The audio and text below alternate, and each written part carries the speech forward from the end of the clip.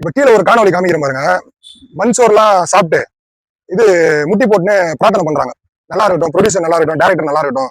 பெரியார் கொள்கை கொண்ட ஒரு கட்சியில இந்த மாதிரிலாம் ஒரு மூட நம்பிக்கையா இருக்கிறாங்கன்னும் போதே ஒரு வேடிக்கையா இருக்குது. இனி நாட்டுல எதுக்கோ போராட்டம் நடக்குது, இதுவெல்லாம் நடக்குது. ஆனா இன்னைக்கு இவங்களோட முக்கியமான ஒரு விஷயம் என்னன்னு பாத்தீங்கன்னா, முட்டி போட்டு அப்படியே போய் அங்க பிரதேசனம் பண்ணி சாப்பிடணும். அப்பா அம்மாவை பத்தி கவலை கிடையாது, எதை பத்தியுமே கவலை கிடையாது. இன்னைக்கு எப்படி ஒரு கல்ச்சர்ல நம்ம வாழ்ந்துட்டு இருக்கோம்னா, ஒரு தனி நபரோட தாக்குதல் இன்னைக்கு நம்மளுக்குள்ள அதிகமாயிருச்சு. எப்படின்னா நிறைய பேர் நினைச்சிட்டு இருக்காங்க, கஞ்சா போதை தான் நம்மள எதனா பண்ணிடும், சரக்கு போதை தான் எதனா பண்ணிடும். ஆனா இன்னைக்கு ஒரு தனி நபரோட போதைய நம்ம நாட்டுடைய பெண்கள் டிவியில பேட்டி கொடுக்குறாங்க. என்னன்ட்டு, என் புருஷன் இன்னொருத்தரை வச்சிருக்காரு அப்படின்ட்டு, அது பெருமை, நான் திறமையா நினைக்கிறேன் அப்படின்ற அளவுக்கு பேட்டி கொடுக்குற அளவுக்கு இன்னைக்கு தனி நபரோட கலாச்சாரத்தை இதுல வேற அவங்க எடுத்துக்காட்டு சொல்றாங்க. எல்லார் குடும்பத்திலயும் ஒழுங்கா இருக்கிறாங்களா? எல்லார் குடும்பத்தை பத்தி அவங்க பேசுறதுக்கு தகுதியே இல்லாத ஒரு கூட்டமா தான், ஒரு ஆட்டு மந்த கூட்டமா தான் இருக்காங்க. இதுதான் உண்மையே. மற்றவங்க எல்லாம் இவங்க பார்த்தா மாதிரியும் இவங்க எல்லாம் சரியா இல்லாத மாதிரியும் நாங்க அதனால தான் இப்படி இருக்கோம் அப்படின்ற ஒரு ரசிகர் மனப்பான்மையை இன்னைக்கு தமிழ்நாட்டுல தமிழ் வடக்கன்ஸ்ன்ற மாதிரி ஒரு குரூப்பே இன்னைக்கு நம்ம தமிழ்நாட்டில் உருவாயிட்டு இருக்குது.